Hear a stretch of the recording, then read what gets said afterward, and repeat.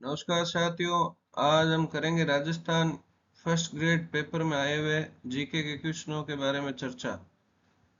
फरवरी 1948 में किन राज्यों को राजपूताना एजेंसी से हटाकर गुजरात एजेंसी के अंतर्गत रख दिया गया था? तो क्वेश्चन आ गया राजस्थान एकीकरण से संबंधित। क्वेश्चन पूछ रहे हैं कि राजपूताना एजेंसी से हटाकर गुजरात एजेंसी के अंतर्गत रख दिया, तो इसमें ऑप्शन है पालनपुर, डूंगरपुर, सिरोही, विजयनगर। इसमें से हमें युग्म चुनना है। ऑप्शन एक में ए बे से पालनपुर, डूंगरपुर, सिरोही। दूसरे में ए बे पालनपुर, डूंगरपुर। तीसरे में ए स द पालनपुर, डूंगरपुर, सिरोही। और चौथे में बे स द हो जाएगा अपने ए स द पालनपुर, सिरोही और विजयनगर।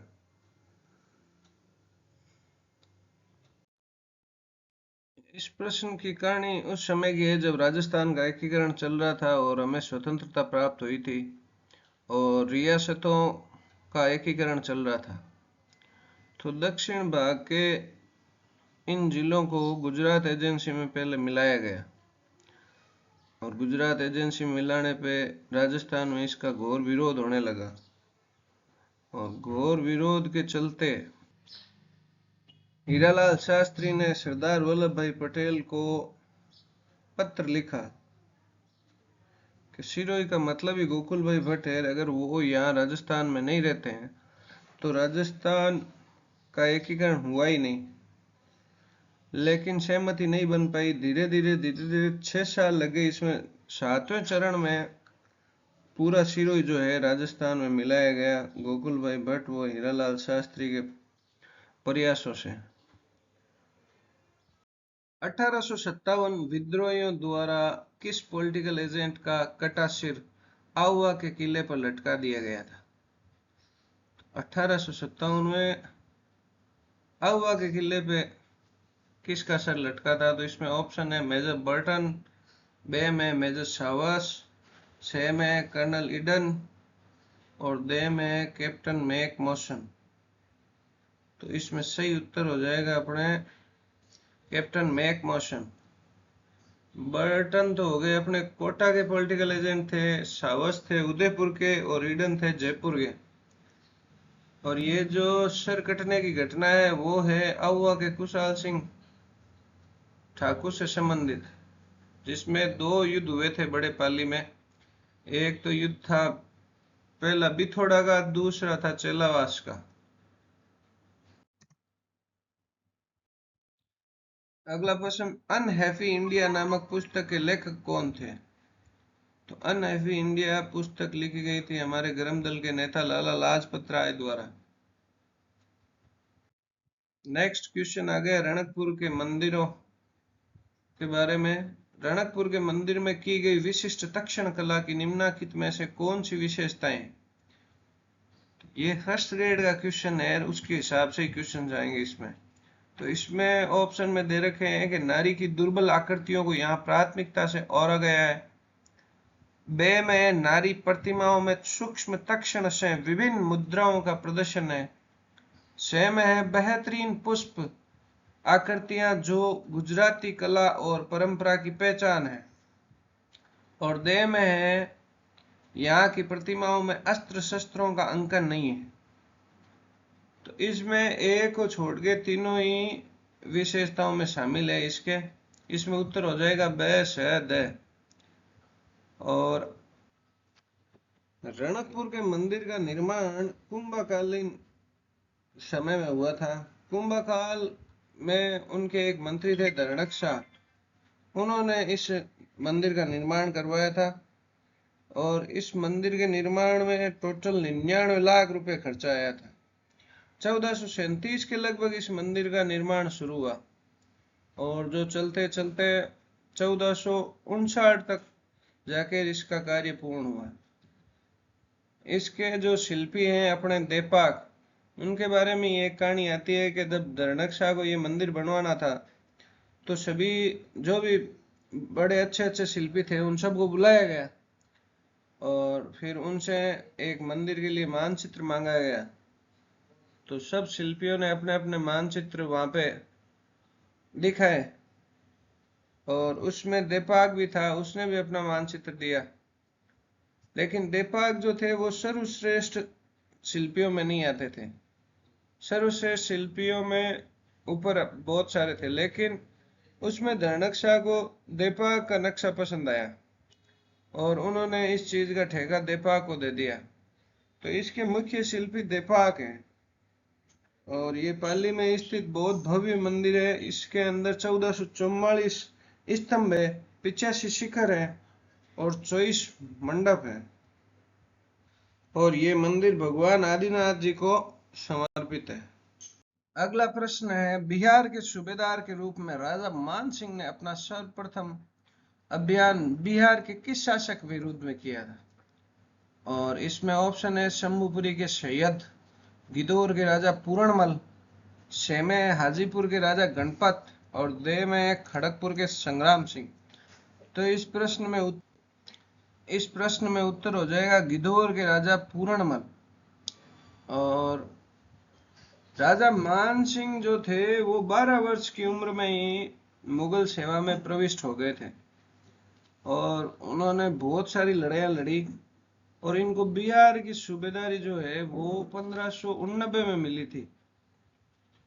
1587 से 1594 तक ये बिहार के सूबेदार रहे थे और इस सूबेदारी के चलते उन्होंने पूरे बिहार को सरेंडर करवा दिया था और वहां पे प्रशासन व्यवस्था अच्छे से स्थापित की।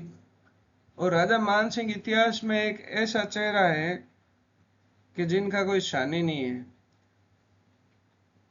मुगलों के जितने भी जो उनसे काम नहीं हो पाते थे तो फिर ये जयपुर वाले शासक थे वो करते थे और इन्होंने चाहे बंगाल हो, चाहे काबुल हो, चाहे दक्खन का पठार हो, सभी जगह अपनी ताकत को साबित किया।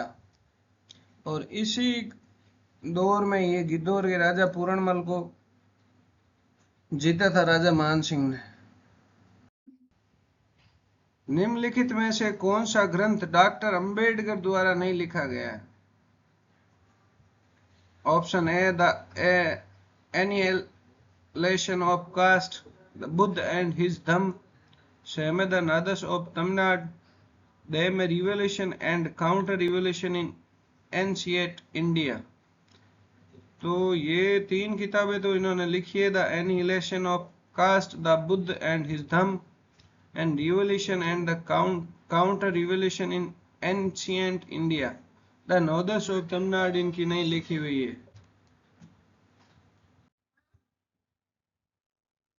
अगला प्रश्न है, गोविंदगिरी और उनके भक्त आंदोलन के संदर्भ में कौन से कथन सही नहीं है? तो इसमें कथन है 1921-22 में पंचमहल जिले में गोविंदगिरी ने असहयोग आंदोलन में भाग लिया। वे अहमदाबाद केंद्रीय कारागृह से छूटने के बाद अपनी मृत्यु तक गोविंदगिरी पंचमहल के बारसोद में निर्वासन में रहे।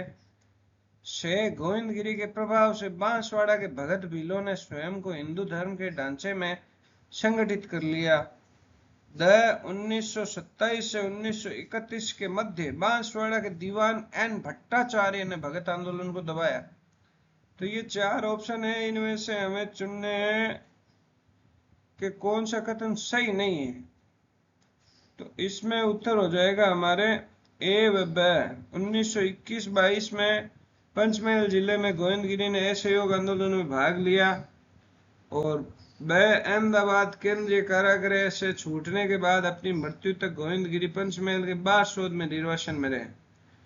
गोविंदगिरी के संक्षिप्त परिचय में हम बात करें तो ये इनका जन्म बेड़सा डूंगरपुर में बंजारा परिवार में जन्म हुआ था इनका और इन्होंने 1883 में संघ सभा की स्थापना की और इस संघ सभा का प्रथम अधिवेशन जो है 20 सालों बाद 1903 में रखा गया था और इन्होंने मेवाड़, डूंगरपुर, इडर, मालवा के भीलों में ग्रासियों को संगठित किया। और इसी कालक्रम में एक सबसे बड़ी घटना होती है, उसका नाम है मानगढ़ हत्याकांड, जिसे राजस्थान का जलियांवाला बाग कहते हैं। वो हुई थी 17/11/1913 को और उसके अंदर कम से कम 1500 भीलों को गोलियों से उड़ा दिया गया था। और यहाँ गोलियां चलाने का आदेश तो है वो सट्टन ने दिया था। और इसके बाद भी गोविंदगिरी रुके नहीं थे, इन्होंने भगत आंदोलन चलाया और कोशिश करते रहे जागरूकता लाने की। अगला प्रश्न की ओर चलते हैं हम। अगला प्रश्न है गुप्त वास्तुकला के संदर्भ में गलत कथन को चुनिए। तो ऑप्शन नंबर ए, एरन के विष्णु मंदिर की छत सपाट है। ब, देवगढ़ में 10 अवतार मंदिर ऊंचे शिखर के साथ अलंकृत गुप्त शैली की वास्तुकला को दर्शाता है। छ, झुमरा मंदिर भगवान विष्णु को समर्पित है। और ले, नचना कुठार का पार्वती मंदिर चैत्य शैली में बना हुआ है। तो इसमें उत्तर हो जाएगा अपने सही।